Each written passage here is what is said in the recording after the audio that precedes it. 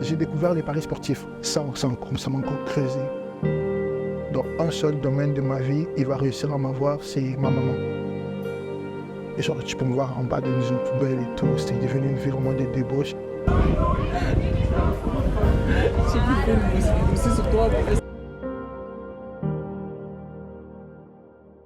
Emmanuel, ça va? Ça va et toi? Oui, ça va super bien. Je sais qu'aujourd'hui, tu as un très beau témoignage et j'ose croire que ceux qui nous suivent en ce moment, ils vont te toucher par ton témoignage. Alors, est-ce que tu peux nous parler de toi? Comment est-ce que ça a commencé ton histoire? Premièrement, je m'appelle Emmanuel et j'ai 22 ans. Je suis congolais. Pour commencer, j'aimerais commencer d'abord parce que je suis né à Kinshasa, au Congo. Je suis un fils d'un pasteur. Et donc, ça veut dire que j'ai toujours été à l'église. Depuis mon jeune âge, depuis que je suis né, j'ai été combattu vraiment grave par l'ennemi. J'étais toujours malade, dès mes 1 an à 5 ans. J'étais très très malade. Mes parents ils ne comprenaient pas, on essayait d'aller à l'église, on allait à l'hôpital. Je sais pas, c'était quoi, je faisais beaucoup de crises. Et après ça, tout allait bien.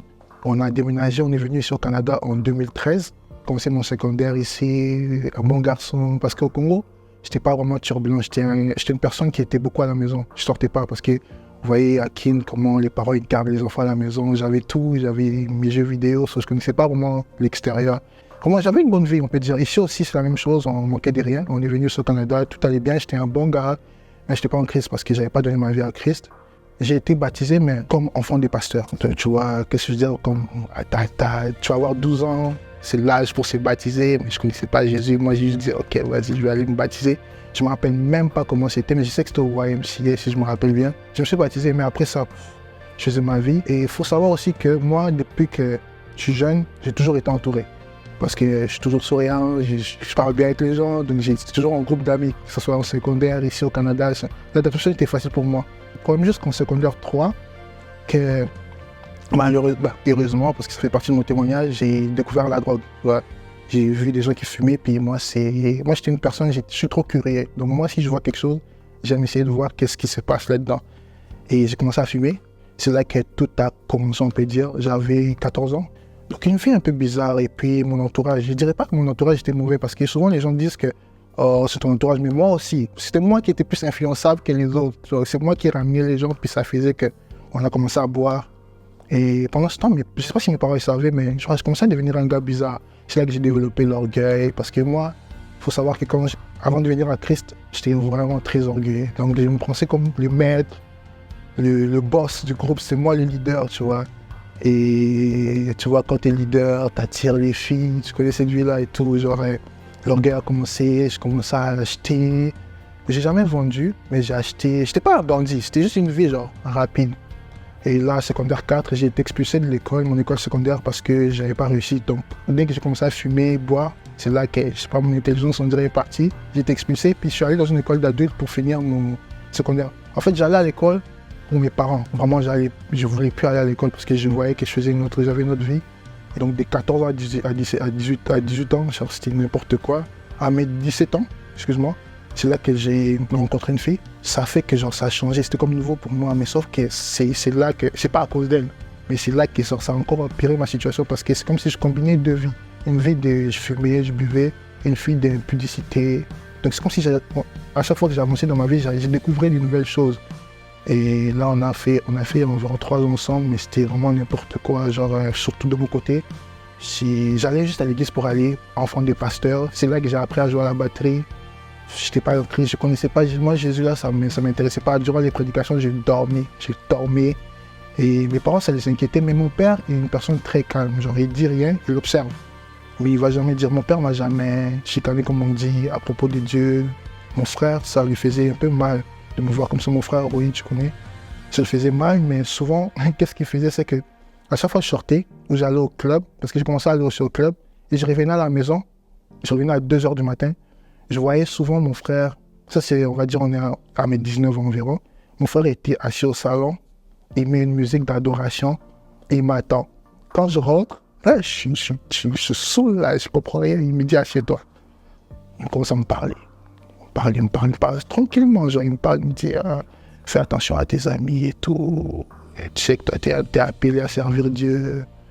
j'ai fait ces rêves-là et tout. Moi, je suis, tu me parles rêve, tout le monde rêve. Tu vois, pour moi, ça ne disait rien.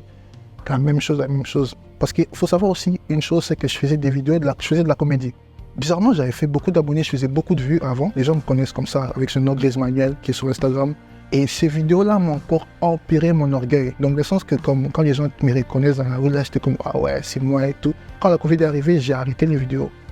Là, la vie a commencé à être un peu bizarre. J'étais entouré, mais au moins, je ne voyais plus les gens. Genre, c'était comme la première fois pour moi de ma vie de rester chez moi toute une journée à la maison.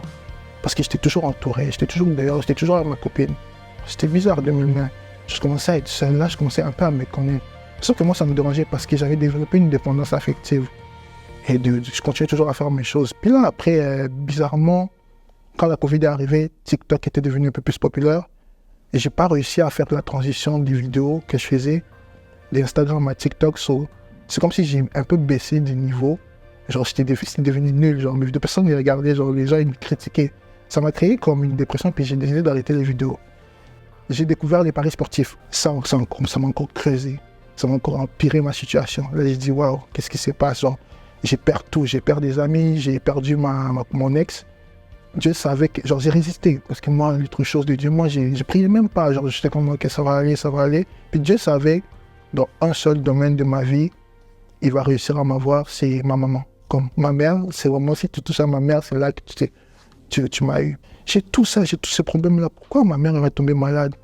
Là, j'étais encore en dépression, j'avais personne, j'avais pas de copine pour me réconforter, mes amis n'étaient pas là. Là, la dépression, au lieu d'aller chercher Dieu, j'ai commencé à aller au club. Quand je t'ai dit, vendredi soir, j'étais le premier à la file d'attente au club. J'étais là, je commençais à aller au club, je commençais à boire. Vraiment boire, j'ai même des vidéos que je te montrerai. Et genre, tu peux me voir en bas d'une poubelle et tout. C'était devenu une vie vraiment de débauche. La drogue, j'avais un peu arrêté, c'était vraiment boire. La musique mondaine, ça a été tout le temps, genre j'ai empiré. Puis moi, au lieu d'arranger ma situation, qu'est-ce que je faisais? C'est que j'écoutais des musiques qui rendaient triste. Au lieu d'écouter des musiques qui me rendaient joyeux, j'écoutais des musiques qui rendaient triste, genre du R&B. Parce que j'étais en mode genre, cœur brisé, ma mère est malade et tout. Au lieu d'aller prier, mais je faisais le contraire.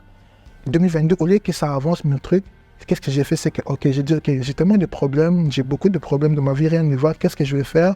Je vais aller chercher une autre copine, d'autres filles. Je leur enchaîner des relations fake, impudicité pour essayer de combler les vides.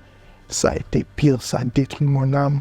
Et j'étais devenu bizarre. Puis ma famille, mon frère, ça l'inquiétait parce que mon frère, il était là, tu connais, il est impliqué. Les gens regardent Jean-Claude Mendez même. Des fois, on s'est rencontrés, je connais moi Jean-Claude l'évangéliste. Ils savaient que genre, ces gars-là, ils sont tristes. Ils me parlaient, ils me regardaient, ils me disaient, Emmanuel, genre, qu'est-ce qui se passe avec toi, genre. Puis là, moi, je ne les écoutais pas, je t'ai dit.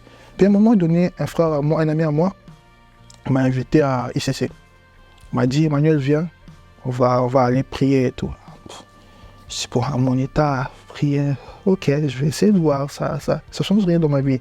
C'était la première fois, je pense, que j'étais bien habillé pour aller à l'église. Bien, je pense que c'était en chemise et tout. Parce qu'à mon église, j'allais en cagoule, là. Genre, je venais comme ça, tu vois. La pasteur, il venait parler. À un moment donné, il dit, ceux qui veulent donner leur vie à Jésus, venez devant. Donnez votre vie à Jésus. Mais je suis déjà chrétien, tu vois. Moi, je ne savais pas que tu ne peux pas naître chrétien. C'est ça, c'est qui est important. Il faut savoir que tu n'es pas chrétien. Tu deviens chrétien. Donnez votre vie à Jésus. Oh, c'est quoi ça et tout. Puis là, je vois les gens commencer à avancer. Il y a quelque chose qui me dit, avance toi aussi. Moi, je disais, je ne suis pas prêt. Dans ma tête, comme je dis, c'était trop logique, je suis trop sale pour revenir à Jésus. Puis je ne sais même pas ça veut dire qu'elle donnait votre vie. Moi, j'ai suivi la foule. J'ai dit, ok, c'est bon, je vais aller me voir. Là, ça y est pris. Puis là, je me dis, ok, là, c'est quoi? J'ai donné ma vie à Jésus. Ça veut dire quoi? Je suis allé dehors, ils m'ont fait remplir des dépliants. Et j'ai donné mon numéro. Je suis parti chez moi. Là, moi, je suis comme ça, j'attends. Ok, donnez votre vie à Jésus, ça veut dire quoi? J'attends. Moi, dans ma tête, je vais voir une lumière qui va sortir dans ma chambre, va apparaître. Là, un des responsables de ICC commence à m'appeler. Mais moi, ça me dérangeait. Je me disais, tu me fais perdre mon temps. Donc, tu me dis, non, votre vie à Jésus, la vie n'a pas changé. Comme j'ai toujours des problèmes et tout. Puis à un moment donné, j'ai commencé à aller à Niveski, comme on dit. J'ai même bloqué son email et tout. Je m'excuse s'il entend ça. J'ai bloqué son numéro de téléphone. Là, c'est fini. Puis là, 2022, elle était finie. Je vais à l'école. La vie était devenue pire à l'école. Là, oublie les notes, oublie ma cote R. Là, était fini. Ça, c'est 2022. Puis, il faut savoir que moi, je ne connaissais pas les chrétiens, les évangélistes, les TikTokers qui font des J. Cette industrie-là, je ne connaissais pas. Ça veut dire que je n'avais même pas mon entourage en Christ. Comme je n'avais pas de gens, à part mon frère, et mon père et ma mère, Je ne voyais pas des vidéos des prédicateurs, genre je ne te voyais pas prêcher, exemple, je ne voyais pas... Après, j'ai dit à Dieu, il ne faut pas tester Dieu. J'ai dit à Dieu, ok, on va faire un deal. J'accepte de changer de vie, puis tu guéris ma mère.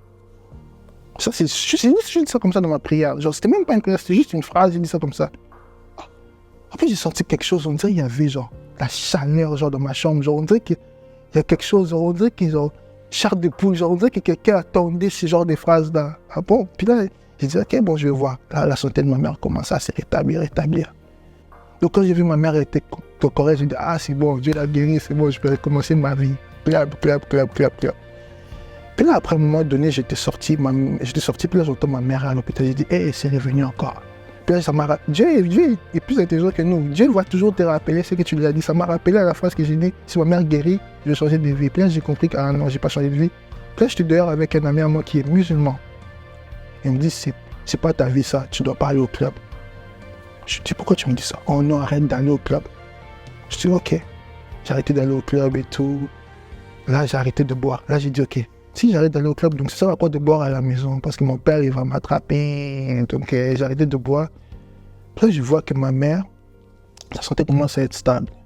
J'ai pris le temps de parler à Dieu à l'intérieur de moi. Parce que c'était la première fois pour moi de parler à Dieu. J'étais assis. J'ai dit à Dieu, vraiment, si tu es vrai, révèle-toi à moi. Parce que je ne vois pas. Quand les gens disent j'ai rencontré Jésus, ça veut dire quand j'ai rencontré Jésus, j'ai vu des témoignages. Oh, les gens ils disent oh, Jésus m'a montré le paradis, l'enfer, et tout. Moi aussi, je voulais voir ça. Pourquoi? Parce que moi, je suis une personne, montre-moi. Puis là, quand je me réveille vers midi, je vois un message de. On avait un groupe de. Il y avait une fille, une amie à moi et un ami à moi, c'était 3 personnes. De nulle part, la fille, c'est 2 musulmans, puis j'étais le seul chrétien. Elle envoie une vidéo, ça parle de la venue de l'Antéchrist et comment la musique mondaine peut influencer notre vie. Puis là, après, j'ai dit, ah.